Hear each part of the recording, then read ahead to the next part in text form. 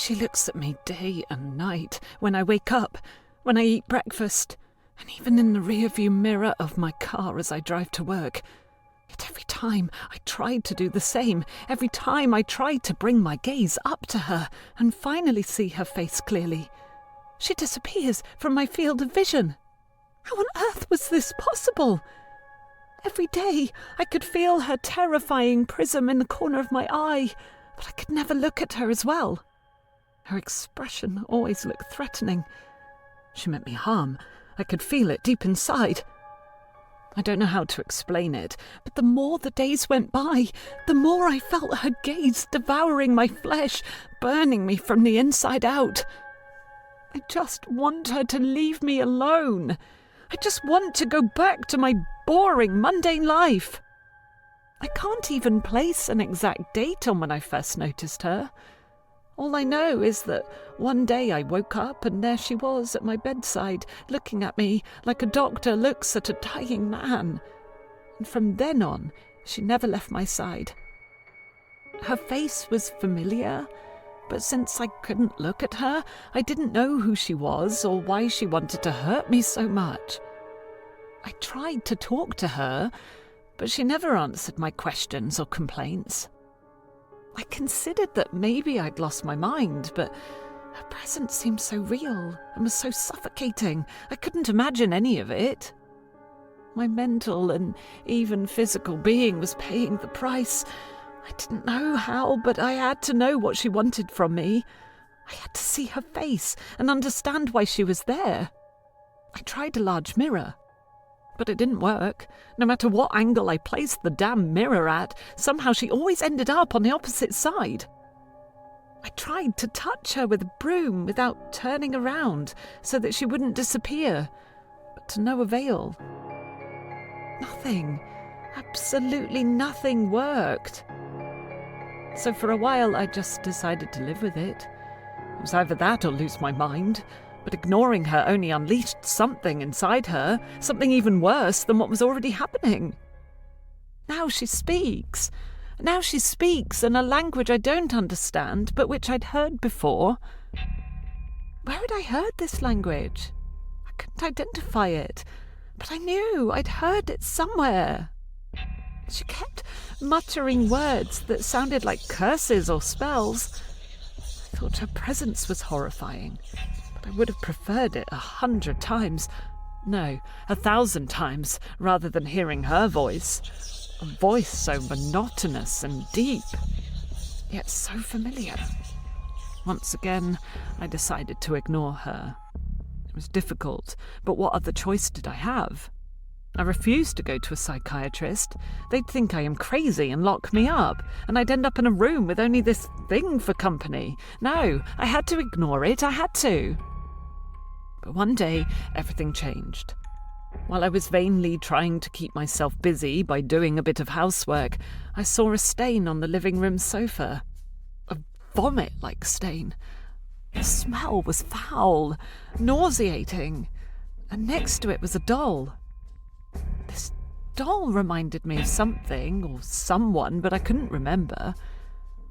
Suddenly the voice came again, this time in a language I could understand. Sorry, Mom. I slowly turned around to finally see what can only be described as an abomination. This creature was covered in a blackish, oily substance dripping down its lean, slender body. Its face. It had no face. It was completely covered by the substance, but I could see its eyes. The same eyes that had looked at me for so long. They were large, wide, and sunken into a lidless cavity. I'd always wanted to see her face, but now I cursed myself for wishing it. The creature approached me as I backed away. It walked slowly, repeating over and over again, Sorry, Mom. Sorry, Mom. in a threatening but desperate voice. What the hell did she want from me? Why did she want me? I couldn't take it anymore. I had to end it. This thing had ruined my life for so long. I just wanted to get rid of it. She followed me into the kitchen, Overwhelmed and frightened, I grabbed a butcher's knife and threw myself violently at her and started stabbing violently. I could feel her flesh vibrating along the blade and her blood spurting everywhere, hitting me here and there. But I didn't care. The more I stabbed her, the more I felt a sense of deliverance. I finally got the better of this entity. When I'd finished my task, I looked at her. At last I could see her face, and I finally understood why she was so familiar to me. My God, what have I done? This confession is a perfect example of the subject we'll be dealing with today. You see, this extract comes from Natalie Sawyer, a receptionist, who was quite average at first glance, but who suffered from a terrible schizophrenia and dissociative personality. She lived with her daughter Harley, a 6-year-old with severe autism. The creature she thought she could see and hear was actually Harley, begging for her attention.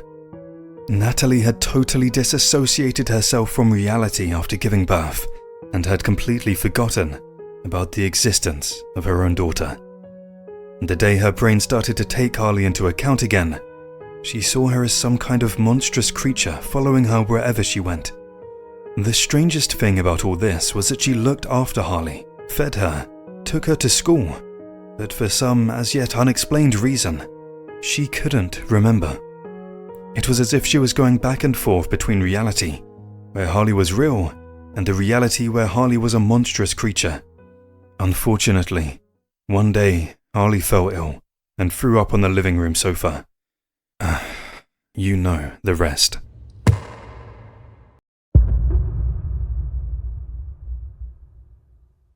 It all started when I moved in my grandmother's house. A week before, I had received a call from my mother telling me of my grandmother's tragic death. She had broken her neck in a fall after trying to reach the shelf where her medicine was kept.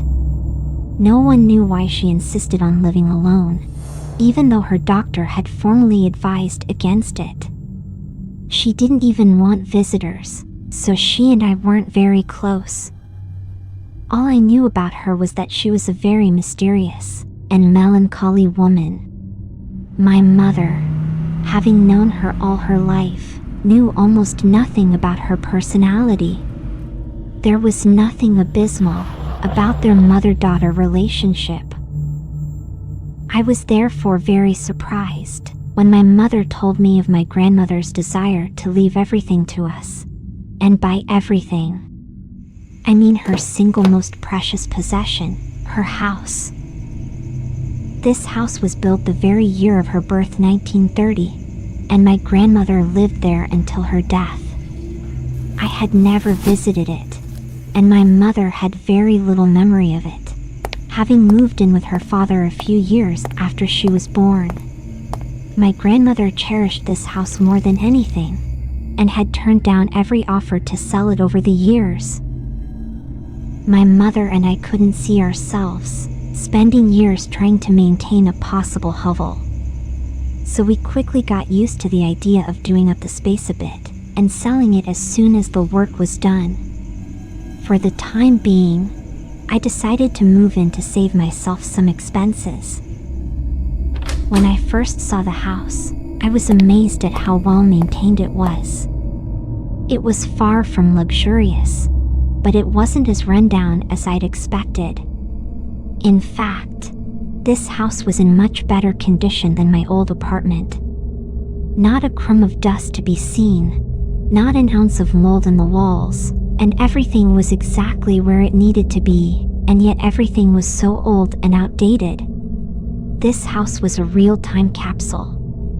The walls, the wallpaper, even the furniture, all dated from the 30s, but everything was in very good condition.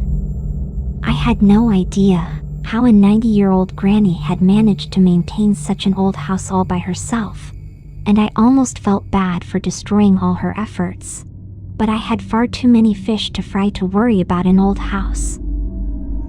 The first few days were normal, nothing out of the ordinary.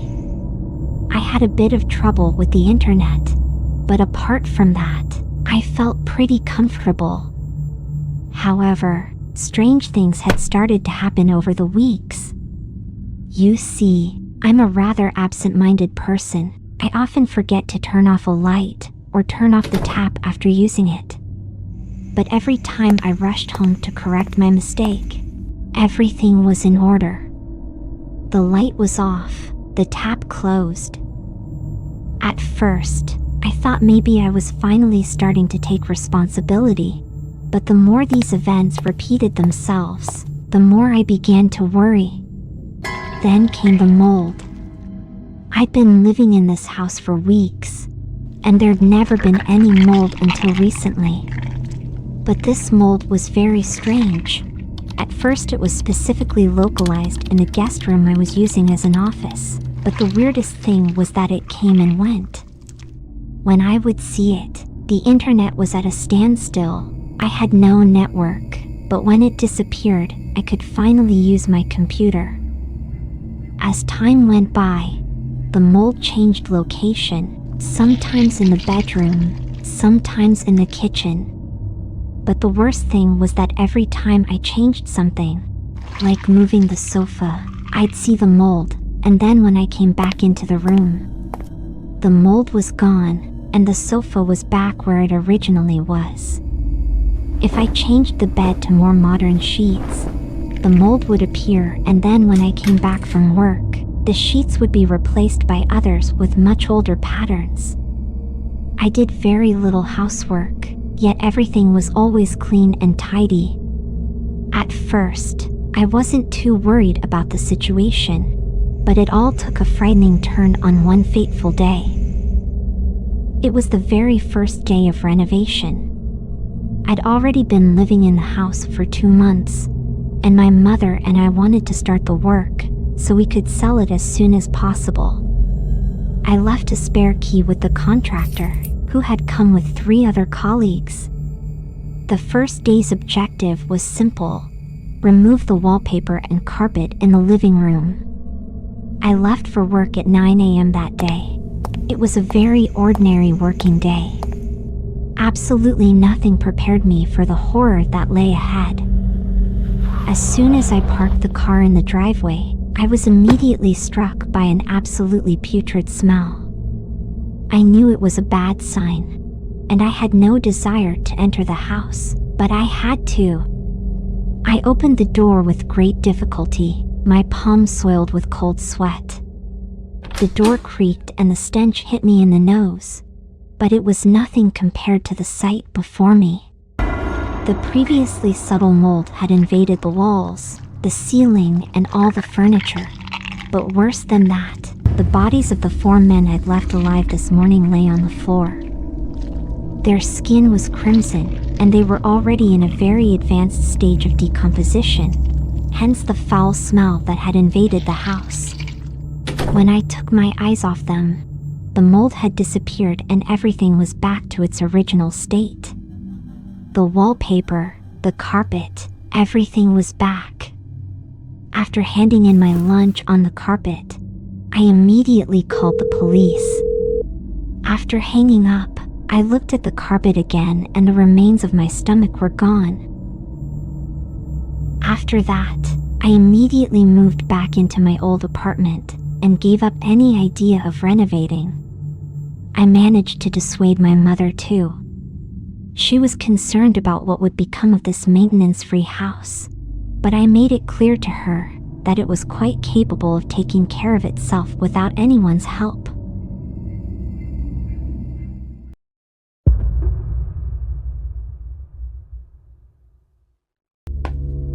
I'm sure you've heard the expression before, curiosity killed the cat. Maybe a parent said it, a teacher. Either way, I doubt it stopped you from chasing something that piqued your interest. I don't blame you. We're wired to explore the unknown. But here's some advice. Sometimes, it's better not to know. Sometimes, ignorance isn't weakness, it's survival. I learned that the hard way, and I'm still paying for it. 2 years ago, I was living in a sleepy little suburb in West Virginia. Quiet doesn't begin to describe it.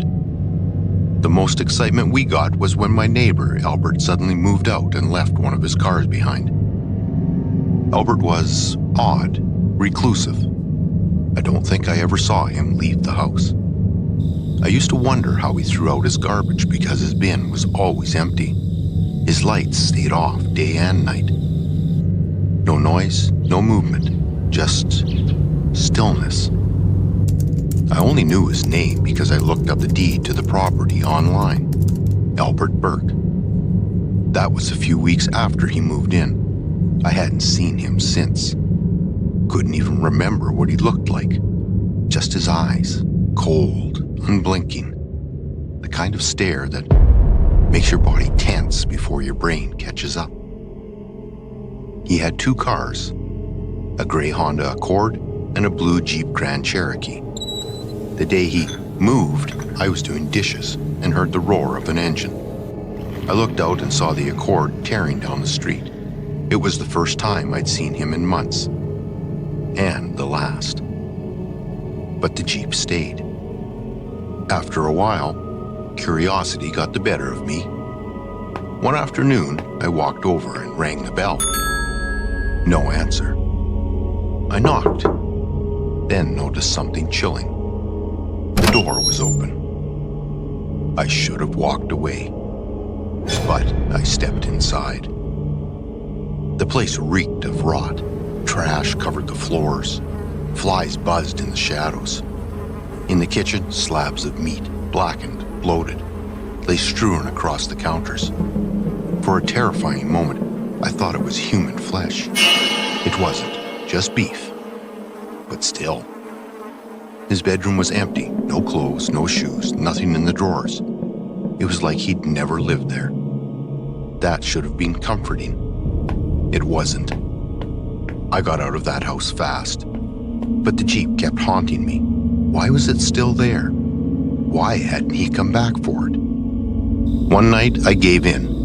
I went to inspect the vehicle. The body was in rough shape, rust spots, holes in the side like bullet damage. On the windshield, someone had scrawled in faded paint, 7654, abandoned. The left door looked replaced, hastily, poorly. Both rear tires were flat. Inside, it was like a time capsule. A dusty McDonald's Coke cup, tapes, papers, keys in the passenger seat. In the back, a huge laundry basket buried under old blankets. But something caught my eye. Peeking out from the folds, something pale. I leaned closer. My heart stopped. It looked like a finger. My breath caught in my throat. I stumbled back, trying to calm myself, trying to rationalize what I'd seen. Then I remembered the keys on the seat. I reached in, grabbed them, and walked to the back. The rear window was painted black. That detail hadn't registered before, but now it screamed in my mind. I unlocked the trunk. The moment the latch popped, a wall of stench hit me, hot, putrid, alive. Flies poured out like smoke. Inside were cardboard boxes, and in those boxes, a body, decomposing, limbs bent unnaturally. Maggots swarmed over dark, sloughing skin. Cockroaches skittered through the bone and sinew. I couldn't breathe. I dropped to my knees and vomited. When I could finally stand, I ran home and called the police. They arrived within minutes. Soon, my quiet little neighborhood was wrapped in yellow tape. I answered their questions as best I could, but I was in shock. A few days later, they were back, with shovels. They dug up bones, skulls, multiple graves. Everyone thought it was obvious. Albert Brick had been a killer, that he'd finally slipped up and died in his own trunk. But then the police told me something that made my blood run cold.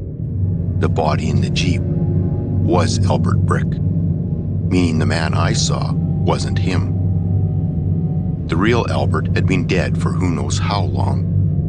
The man I'd seen, the one who moved in, who drove off in the Honda, that wasn't Albert.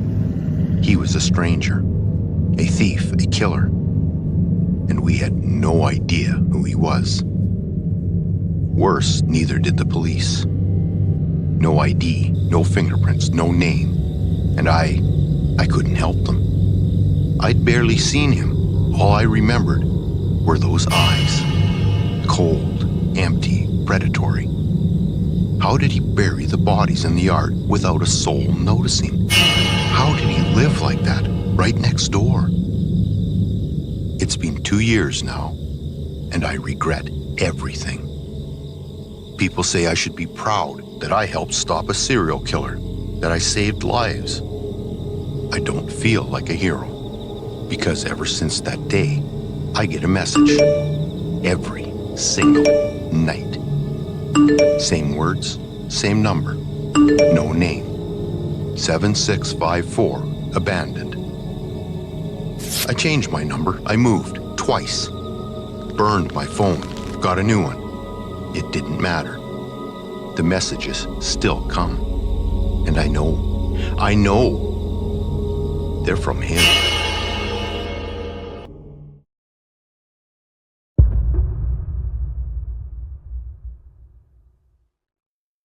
Philip was an ordinary man, or almost ordinary.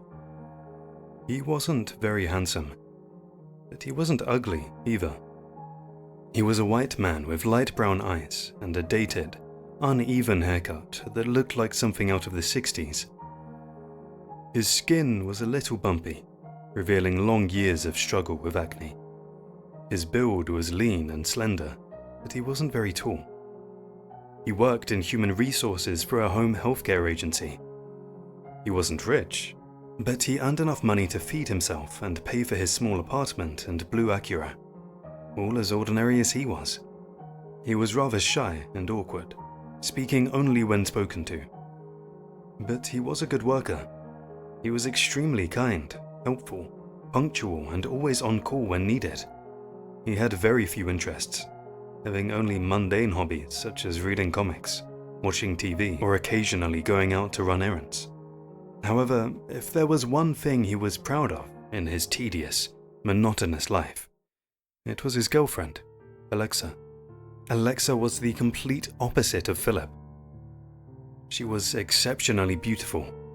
Her skin was swarthy and refined with a caramelized hue. Her hair curly and chestnut, and her doe eyes amber. She had pronounced cheekbones, a snub nose, and full lips. She was of medium height and had an athletic but very feminine body with harmonious curves. Although very different physically, they both had similar personalities. One might think that a woman as attractive as she was would be outgoing and sociable, but it was quite the opposite. She didn't talk much and was often locked away in Philip's company, spending their free time watching TV, playing video games, or reading books. They loved each other very much, and their sex life was fiery. Philip was very proud to have her as his girlfriend, but he didn't tell anyone. He knew that Alexa was way out of his league, and that no one would believe that a girl like her would be interested in someone like him. And for a long time, Alexa didn't have a problem with that, until the day Philip's agency decided to organize a big ball for the December holidays. The event was intended to honor the agency's most assiduous members, including Philip himself. Everyone would show up with their respective partners. Philip hesitated for a long time, but had decided that it was finally time to reveal his relationship with Alexa to everyone. After all, it didn't matter what they thought. She was in his arms, and that was all that mattered. So, when the day arrived, he dressed in his best suit, the only one he owned. As for Alexa, she looked stunning. She wore a red dress with gold embellishments, gold jewelry, and she had straightened her hair. Philip preferred curly hair, but he felt that straight hair showed off her facial assets better. Anyway, Alexa was simply gorgeous. Finally, he doused himself and her with perfume and headed off to the ball. Philip was nervous, but very excited. At last the world was going to see the beauty of his sweetheart, and he could already see the compliments and praise coming. They were a little late, but finally, they had arrived at the ball. A large red carpet stretched across the floor from the brick entrance to the large marble hall. Philip held Alexa by the waist and walked with her to the wide-open door to welcome the guests. Immediately, the guests turned in their direction, all wide-eyed with fright. Some of them were screaming, and others had even returned the dinner they'd just eaten. Philip couldn't understand their reaction. Was he so filthy compared to her? Little did he know that the guests could see Alexa on her true light. A rotting corpse with shreds of flesh that literally only held together with mediocre stitches. Little did he know that the guests had all somehow recognized Alexa as the beautiful, missing girl the entire police force had been searching for months. You see, Philip may have been kind, helpful, and punctual, but if there was one thing he hated, it was being rejected by a girl.